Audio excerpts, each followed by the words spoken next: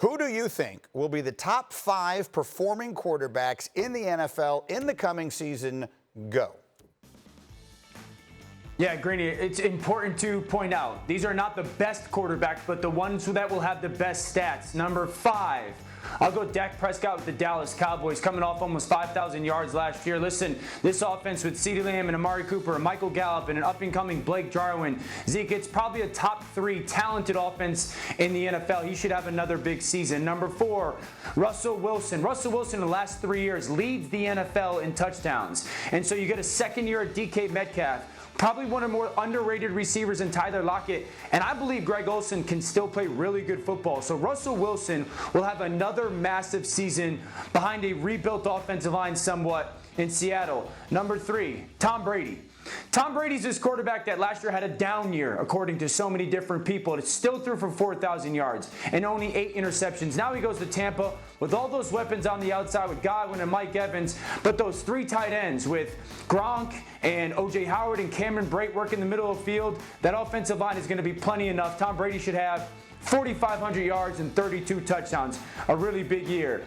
Number 2, Lamar Jackson. Lamar Jackson last year led the NFL in touchdown passes and also led the NFL in yards per rush, accounting for something like 43 touchdowns. He will continue to evolve in this offense. And also those young receivers, Boykin and Hollywood Brown and the rookie Devin Duvernay take another step forward. Really, Boykin and Hollywood Brown in their second years. Lamar will have another massive monster season, certainly in the MVP race. And then number 1 is going to be Patrick Mahomes. This offense, Andy Reid said, will be better this year than they were last year. Remember, last year, he was hurt sometime and had to overcome that knee injury. They basically have everybody back on their offense. They've added Clyde Edwards-Helaire. When he starts, this offense averages 33 points a game. He's the heavy MVP favorite, and those will be the top 5 statistical performing quarterbacks of this season. Disclaimer, doesn't mean I think they're the best quarterbacks. Yeah, good luck with everyone grasping that part of it, Dan.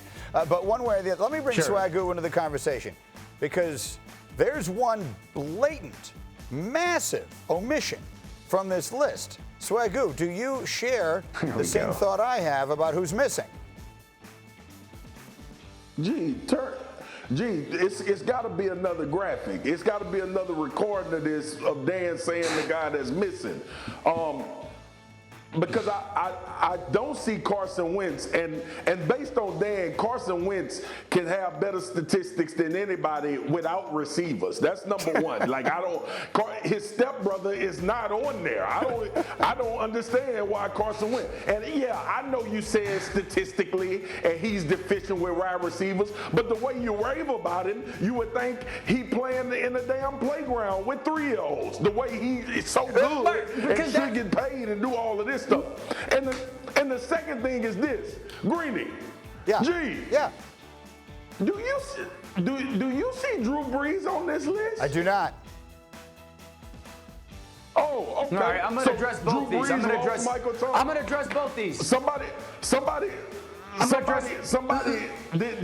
Michael Thomas still play for the Saints? He does.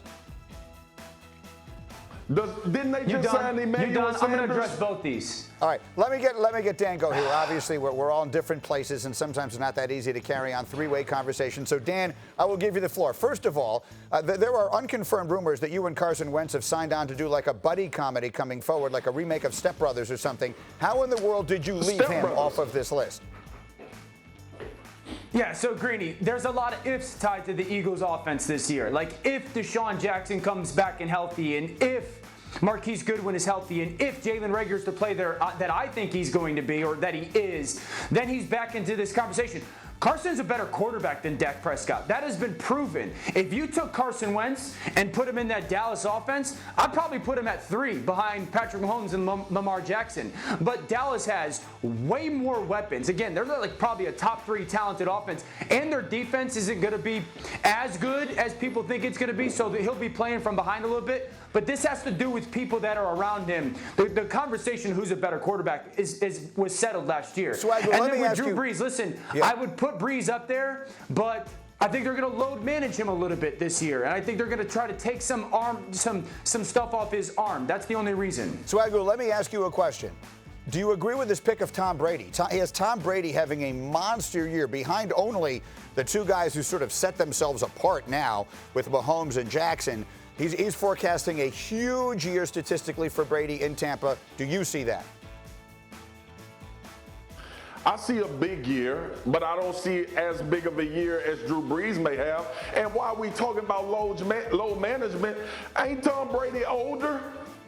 Like, the list is bad because you don't have Drew Brees on there. I can understand what you're saying about Carson Wentz, but how in the hell are you going to say that they will low manage Drew Brees, and not low manage Tom Brady? I understand who the backup is, but if you for one second, you don't believe the Saints are going to low manage Drew Brees. They trying to win a Super Bowl. He's still one of the top quarterbacks. How in the hell they going to low manage him, and he been throwing the ball 50 times a game the last 15 years? I have to let this thing go. Sean Payton said they were gonna. Thank you for watching ESPN on YouTube. For live streaming sports and premium content, subscribe to ESPN+.